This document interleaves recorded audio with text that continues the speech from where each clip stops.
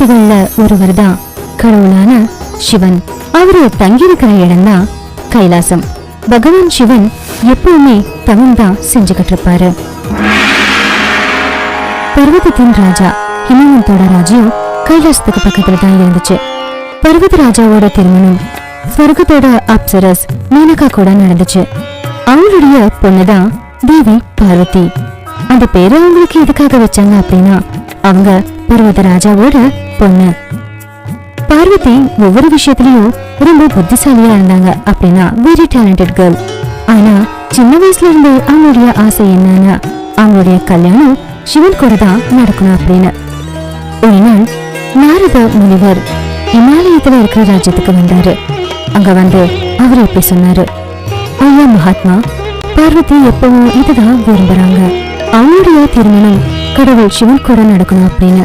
வேற யாரையும் திருமணம் பண்ணிக்க மாட்டேன். அவங்க எதுக்காக அப்படின்னு சொன்னாங்க அப்படின்னா, அவருக்கு பார்வதியோட மனசுல என்ன இருக்கு அப்படிங்கிறது தெரியும். ஹிமவந்த் ராஜா சிவனை கல்யாணம் பண்ணிக்கணும் அப்படின்னு ஆசை இருக்கிற தன்னுடைய பொண்ணோட ஆசைய மனசு மாத்த ரொம்பவும் முயற்சி பண்ணாரு. ஆனா பார்வதி மட்டும் அந்த விஷயத்துல ஆரம்பிச்சாங்க. பார்வதி வேண்டி கேட்டுக்கிட்டதுனால ஹிமவந்த் பார்வதிய பகவான் சிவன் கிட்ட கூட்டிட்டு போனா. அதுக்கப்புறம் சிவன் கிட்ட சொன்னா, இன்னையில இருந்து பார்வதி உங்களுக்கு சேவை பண்ணுவா அப்படின்னு.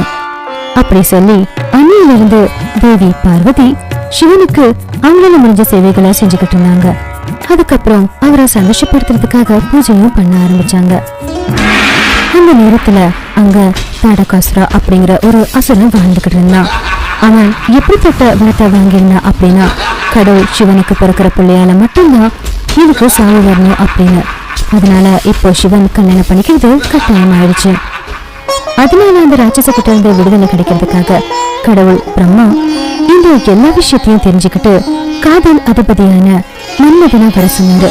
அவங்க கிட்ட சொல்லி சிவன் மேல ஒரு காதல் அம்ப வீச சொல்லி சொன்னாரு. அதனால அவரு பார்வதிய காதலிச்சாகணும்னு சொன்னாரு. அதுக்கப்புறம் மன்மதன் அவருடைய மனைவி ரதியை கூப்பிட்டுக்கிட்டு கைலாசத்துக்கு போனாரு. மன்மதன் கைலாசத்துக்கு போய் பார்த்தப்போ கடவுள் சிவன் அங்க தியானம் பண்ணிக்கிட்டு இருந்தாரு. அப்போ மன்மதன் யோசிச்சா, எப்படி இவர் மேல நாம அம்பு விடுறது, பிரம்மன் சொன்ன வேலைய நாம எப்படி செஞ்சு முடிக்கிறது அப்படின்னு யோசிச்சா. அதுக்கப்புறம் பார்வதி சிவனுக்கு பூஜை பண்ணிக்கிட்டு இருக்கிற நேரத்துல மன்மதன் அவங்கள நோக்கி காதல் அம்ப வீசினா. அப்போ கவனம் சிதறி கடவுள் கண்ணு திறந்தாரு. கோவத்துல அவருடைய மூன்றாவது கண்ணு திறந்து அதுல இருந்து கோபமான நெருப்பு வந்து அந்த மன்மதனை அங்கேயே அழிச்சிடுச்சு. அங்க நடந்த எல்லாத்தையும் பார்த்து பார்வதி ரொம்பவே பயந்து போயிட்டாங்க. அது எல்லாத்தையும் பார்த்து ஆச்சரியப்பட்ட பார்வதிக்கு அப்பதான் எல்லாமே புரிஞ்சது. கடவுள் சிவனை எல்லாராலையும் சேவை செஞ்சு கும்பிட மட்டும்தான் முடியும். அவருக்கு சேவையதான் நம்ம செய்யணும்னு யோசிச்சா. அதனால அவ முடிவு பண்ணியிருந்தா, சிவனை சந்தோஷப்படுத்துறதுக்காக கடினமான தவத்தை செஞ்சாகணும் அப்படின்னு. ஒரு நாள் அந்த வழியா வந்த ஒரு முனிவர் பார்வதிய பார்த்து அவகிட்ட ஒரு கேள்வி கேட்டாரு. மகளே, நீ எதற்காக இவ்வளவு கடினமான தவத்தை நீ செய்து கொண்டிருக்கிறாய்? அப்ப பார்வதி அந்த கடின தவத்துக்கு பின்னாடி இருக்கிற கதைய அந்த சாமியார் கிட்ட பணிவா சொன்னா. அது கேட்டதும் அந்த முனிவர் என்ன சொன்னாரு அப்படின்னா, சிவன் ஏமாற்றவன், அவனை நீ நம்பவே கூடாது.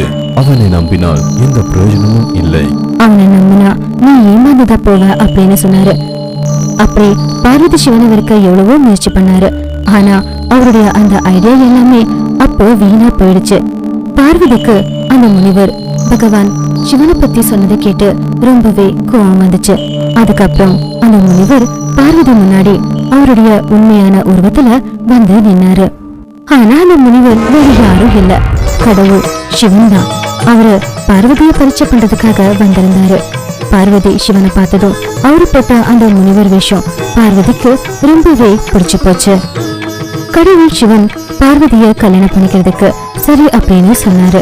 இந்த விஷயத்தை கேள்விப்பட்டதும் எல்லா முனிவர்களும் பார்வதியோட அப்பாவான ஹிமவந்த் கிட்ட போயிட்டு, உன்னோட பொண்ணு சிவனை கல்யாணம் பண்ணிக்கிறது சரியில்லை அப்படின்னு அந்த கல்யாணத்தை மறுத்தாங்க. ஆனா இந்த பக்கம் கடவுள் சிவனும் பார்வதியும் 2 பேருமே கல்யாணம் பண்ணிக்கிட்டாங்க. அவங்களுடைய கல்யாணம் உண்மையிலேயே ரொம்ப அதிசயமா இருந்துச்சு. கல்யாணம் முடிஞ்சதுக்கு அப்புறம் தேவர்கள் எல்லாருமே அடுத்த நாளே சிவனை நோக்கி போனாங்க.